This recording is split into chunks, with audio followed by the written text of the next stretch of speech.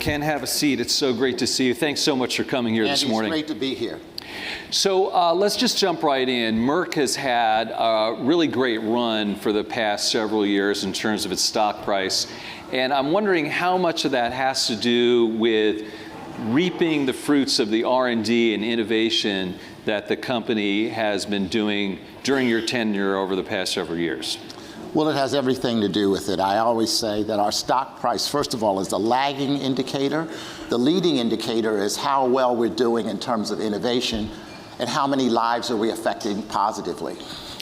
So you have set up an office in San Francisco, and you say that Merck is now much more of a technology company. I thought it was a pharma company. Yeah. Well, historically, we've always been a company that's about science and innovation.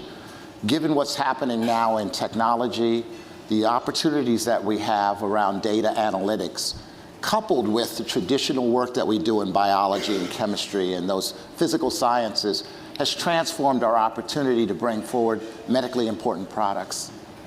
So one of the drugs that is probably at the forefront of your portfolio right now is Keytruda. And Yes. you know, it's interesting to me because I'm old enough to remember sort of the golden age of pharma when there were all these blockbuster drugs and you could tick off their names. And it seemed like that was, you know, in the rearview mirror. But Keytruda really is a blockbuster, right? Can you talk about that? You know, yes, it's an incredible drug. It's a remarkable drug. It is a drug that causes, for the audience, it causes the body's immune system to fight cancer cells. So in some ways, traditional chemotherapy and other therapies for cancer sort of tried to kill the cancer cells without killing the host. What we're doing here is causing the host's own immune system to fight the cancer. And it's been, I think, a very successful drug. It's the first broad spectrum anti-cancer drug ever introduced into clinical practice. And so while it is one drug, it's working across many tumor types. So in effect, it's a pipeline in a product. And so all this science that you're bringing to bear is so important because you mentioned to me backstage that the business model, you know, it's not what it used to be in terms of a lot of forces coming from Washington. It's a very competitive business. Talk to us about differentiating the company that way and then the business model a little bit, Ken. Well, as you just alluded to, there's a lot of pressures on our business model. There's pricing pressures in the US, there are pricing pressures around the world. The reality of the world is people struggle to pay for health care, and that's a real problem that we're going to have to address. There's much more competition than there used to be in the days of the blockbusters. When you brought a new drug out, you could be on the market for a longer period of time without competition. I think competition and its impact on price and consumer choice is a good thing. But all of that puts pressure on the business model, and it means that we have to find better ways to produce R&D outcomes, that is to say more R&D productivity and efficiency throughout our business model. You mentioned Washington. Healthcare affordability is one of the biggest challenges that we have politically, and our industry is right in the crosshairs. I just saw a recent Gallup poll that said that the pharmaceutical industry was the lowest ranked industry in terms of the public's respect. That's not a good thing for an industry that exists to save people's lives. Yeah, how do you fight that? I mean, that's really, I thought journalists were the worst, but you guys are right there with us, I guess. That's tough. Well, we're below Congress, below bankers, below tobacco. That's hard to not believe. a good place to be. Right. You know, I think it's really a challenge. So right now, I think there are a number of issues that are in the common discussion in our country. Pharmaceutical pricing. Every person running for president has a plan to reduce pharmaceutical pricing. Some of them are, I think, legitimate plans. Some of them, I think, will hurt innovation, which we don't want. I think there are issues in our country around, for example, opioids. And so I think the front page stories about the industry tend to be negative. I think what people don't understand is the other side of the story. We talked about cancer.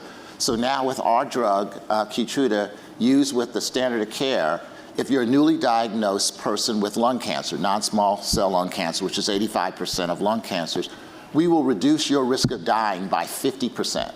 That's a whole lot. 160,000 people every year are newly diagnosed with this form of lung cancer. So now 80,000 of those people have a chance to live a longer, better life. So getting back to some more Washington stuff a little bit, what about Medicare for all? Where do you come off on that? Well, I happen to think that Medicare has an important role to play in healthcare. I also think, however, that the private sector has a very important role to play in healthcare. I think at the end of the day, the U.S. medical system has its challenges, but I think it's still the best medical system in the world, and I would not like to see us try to wholesale change the system by saying we're going to give Medicare for everybody and thereby take away people's choice. So the slogan that I hear some people say is Medicare for all, but better care for none. So getting back to this reputational thing a little bit and drug pricing, because that is just this easy thing for politicians to latch onto. And it seems like you guys, perhaps, maybe the industry writ large, could do a better job of telling people some of the things that you do in terms of providing medicines to those in need around the world. Are you guys involved in that? Yes, I would say, a couple of things that I would mention in that regard. So Merck has a long history of bringing forward medicines that make a difference to people around the world. And we have a philosophy that just because people can't pay doesn't mean their lives are not worth saving. So we're very proud that it's our Ebola vaccine that's being used now in the latest outbreak in the Democratic Republic of the Congo. If you go beyond that, we have given away for free our genetically engineered hepatitis B vaccine in China. There was a time in China when 1 in 10 newborns was born with the hepatitis B virus, which means that over a significant period of time, you're going to have destruction of livers, liver cancer. So you've saved millions of lives. And then historically, we've given away our river blindness drug in Africa and South America, and we've saved millions of people's sight. So I think, the reality of the world is that we have to deal with the affordability issue around drugs. But part of what our business model has always been about is the humanitarian mission of bringing medicines to people all over the world, including people who can't afford to pay for them. So how do you sort of incorporate that into an ROI? In other words, you're giving away millions of doses to help cure or prevent river blindness. Where is that manifested in maybe not your balance sheet or income statement, but in terms of your corporate goals or KPIs, if you will? So that's the precise point. I think people come to work in places like Merck because they have a real sense of purpose.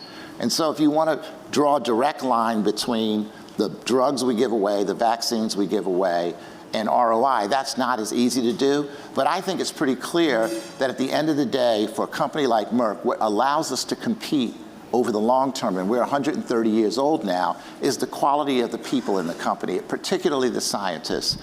And so when you have physician scientists joining a company like Merck, they want to believe that the company's core values are consonant or consistent with their values. And so it helps us recruit really talented people, particularly among the younger people that we covet so much.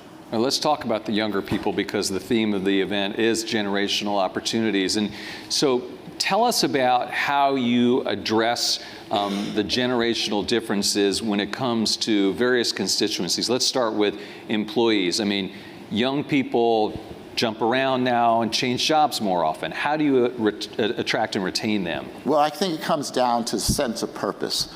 My sense of it is that younger people, by the way, we talk about younger people as though we weren't younger at one point in time.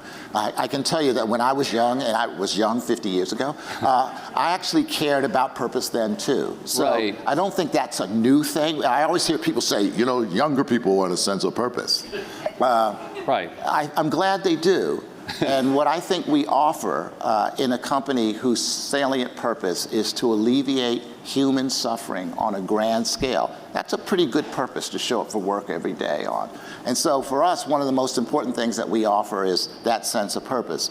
The other thing that we offer is, what we're doing, the cutting edge aspects of science and healthcare is an intrinsically interesting thing. It's not an easy thing to do, but it's the kind of thing that people want to devote their life to coming forward with medically important products.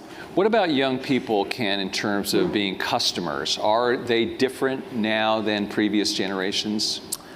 Actually, I'm not so sure they're that different from previous generations. When you're in the pharmaceutical business, a lot of our products are cancer products, they're cardiovascular products. The audience, the the population skews to the older side for medicines. Right. But vaccines are all for younger people. Most of our vaccines are used for children, or they're used for adolescents and young adults. Our biggest vaccine is Gardasil, which is used for human papillomavirus, which is the cause of cervical cancer. And so the audience for that vaccine are young women. And you're giving that vaccine because we've been able to show that if women are vaccinated against human papillomavirus, then you have a significant reduction in precancerous lesions. And as a result, public health authorities are now saying this vaccine could eliminate cervical cancer around the world. But sometimes young women don't want to get vaccines, just like all people don't want to get vaccines, and that's an increasing problem, actually. Yeah. So on the younger side of it, I have to say, when I was younger, I thought I was invincible. I wasn't worried about health care when I was younger. I never saw a doctor until I was much older. So I understand that proposition. I think that the broader issue around vaccination is that we have to counter some misinformation that's broadly available in our society about vaccines in terms of the harm that people allege that they cause. We've had measles outbreaks. If you go back just 20 years, people had considered measles now obsolete in our society. And now it's coming back because people are hesitant to take vaccines. Does technology have something to do with that, Ken? And we seem to be so much more enlightened, but it's counterintuitive that, say, the anti-vaxxer movement is gaining momentum. I think technology has a role. Technology, obviously, we've created a situation where there's more democratization of information. More information is available, but it tends not always to be curated. So there's a lot of false and incorrect information on the web. That's all there is to it. And if you want to spread that kind of information and cause people to be fearful, the internet's a pretty good way of doing it. Social media is a pretty good way of doing it. I think that's a big issue as it relates to this, but frankly, although that's not the subject of our conversation, I think it's a real threat to our democracy, the fact that people are getting a lot of information that is misinformation, and I think a lot of people understand that that's a valuable tool to be used politically. Do you have a social media team at Merck that works proactively and then tries to address things that come up on the internet that pertain to you? We do. We try to make sure that when we see misinformation about healthcare or misinformation about one of our products out there, that we make available to our consumers, to our patients, the accurate medical information. And if you look at data, a lot of people go to the web to get health information. Yeah. And that's really important to them. So it's really critical that they have scientifically valid and balanced information. All right, let me ask you, shifting gears a little bit, to talk about your background, your career. You grew up a working class guy in Philadelphia, then went to Penn State, I believe, and then got your law degree at Harvard. Go Nittany Lions. Did I feel that coming on? There you go, absolutely. Okay. But are these opportunities, some people question whether these kind of opportunities, the social mobility is still there in this country. Is it under threat? I think it's totally under threat. So in my own particular case, I feel like I'm extremely lucky. I was born in the inner city of Philadelphia at a time when the social engineers in Philadelphia engaged in an experiment that they called school desegregation, which meant that my younger sister and I were put on a bus. We went 90 minutes across town to schools where we got a rigorous education. And when I look back on my life, I realized that that was a tremendous difference between the kids next door, because I actually went to schools that had rigorous academic standards. I think one of the biggest challenges that we have it here in New York City. We have a big debate about the 16,000 slots in the elite public schools. But the fact of the matter is there are 1.1 million children being educated in the New York City public school system. And we have a very big challenge in our country around opportunity. And if children are not given access, starting with preschool, to the right kind of educational opportunities, then it's really not going to lead to that mobility. And frankly, that's the cornerstone of our democracy, is that upward mobility, that opportunity for each person to achieve their highest potential. Ken, I want to take you back 2 years ago to the summer of 2017. You were on one of the president's advisory councils, and then the incident in Charlottesville occurred, and you were critical of the president and decided to step down. You were the first CEO, I believe, to do that. That's right. Can you talk about the decision that led you, the thinking that led to that decision? So let me first start by saying I don't think, as the CEO of Merck, I have the right to tell people what they should think about politics. That's not my role. But in the aftermath of what happened in Charlottesville, I felt very strongly that some of the comments that were made, including comments by the president, were totally inconsistent with what we claim are our core values as a country. And I would say that as a country, no matter what political persuasion we have, we all aspire to be a rational, tolerant, hopefully enlightened collection of free people, and we have certain values. That's what brings us together. We come from different countries, different places, but those values are the ones that we espouse. And I thought that the comments that were made were inconsistent with that, and I felt as a matter of conscience, I should step down. I had a responsibility to my company, and I called my board and asked them whether or not they would support me saying that I was doing it on behalf of my own conscience, but also as the CEO of Merck. And I'm very proud that unanimously the board said, we want you to speak to this issue, not just as an individual, but as the CEO of Merck. What was the reaction?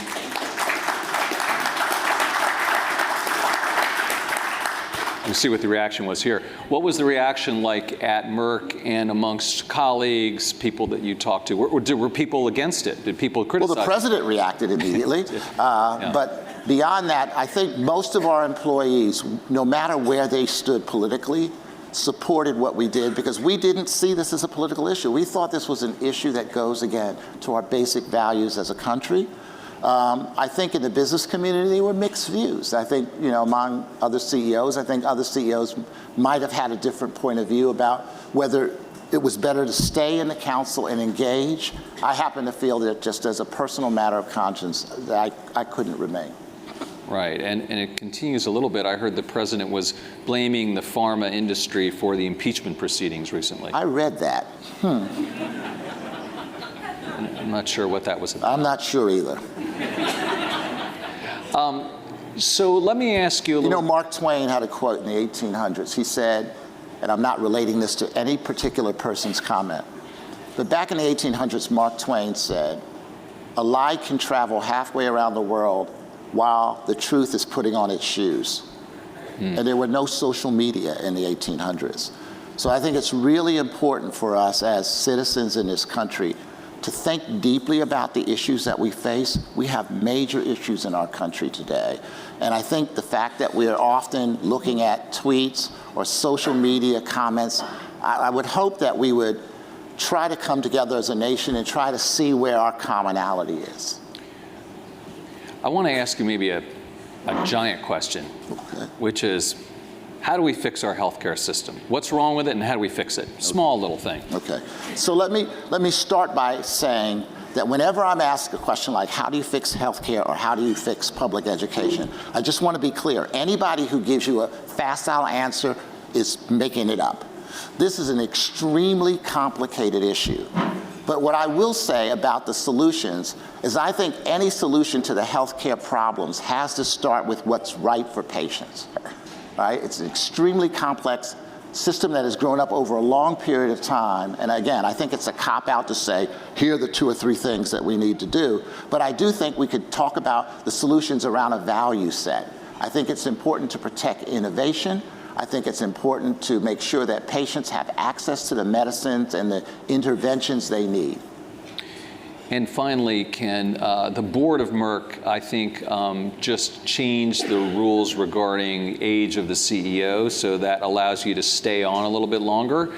How much longer are you going to stay? What's the process? What's going on with regard to succession, et cetera? Well, the great thing I would say about the company is that we have a deep bench of talent, not only for the CEO job, but for all the critical jobs inside the company. And so I feel very confident that we have a bench of really thoughtful, dedicated, value-oriented, smart people who will take this company to a much higher level than I ever could. Maybe a quick follow-up then, because maybe premature too, but what do you see your legacy at this company then? Well, I've been very fortunate that while I sat in the CEO chair at Merck, the scientists at Merck have done incredible things in areas like vaccines and oncology, so I won't take any credit for that because I don't think it's appropriate. But I would say that if I had a legacy, it would be that I think our company will continue to be dedicated to its core values of scientific excellence and making sure that medicines and vaccines are available to the people who need them. Ken Frazier, Chief Executive of Merck, thank you so much for coming to the Yahoo. Thank you so much.